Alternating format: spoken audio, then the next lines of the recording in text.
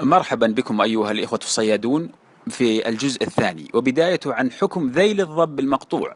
الجواب: إذا رميت الصيد فسقط جزء منه كيده أو عكرة الضب ونحو ذلك ثم هرب الصيد فلا يحل أكل هذا الجزء المقطوع، لحديث أبي واقد رضي الله عنه أن النبي صلى الله عليه وسلم قال: ما قطع من البهيمة وهي حية فهو ميتة، حتى لو تبعه الصياد حتى أدركه ثم ذكاه، فما قطع منه وهو حي لا يحل أكله.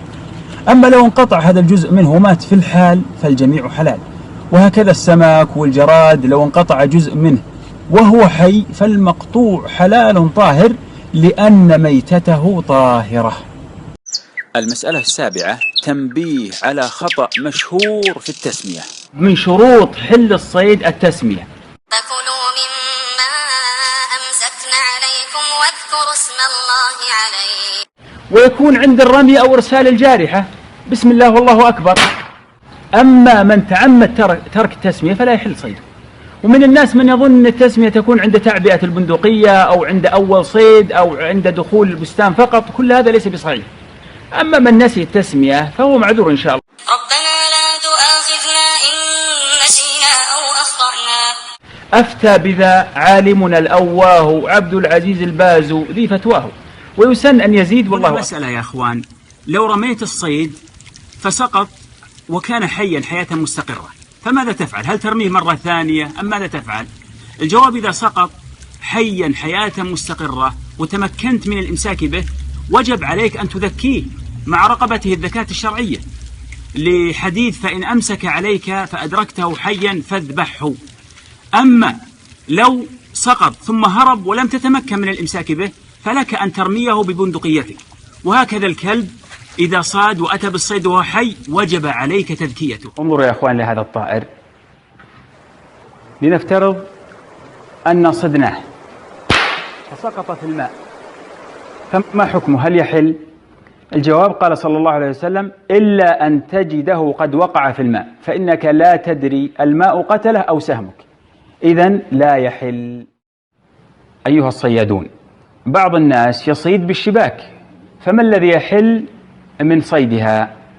الجواب فيه تفصيل: فما وجدته ميتا فلا يحل لأنه لم يذكى، وما وجدته حيا فيجب تذكيته الذكاة الشرعية ويحرم رميه. يا أخوان، إلى هذا الدم الذي أصابك أحيانا من الصيد لما اصطدته، هل هو طاهر أو نجس؟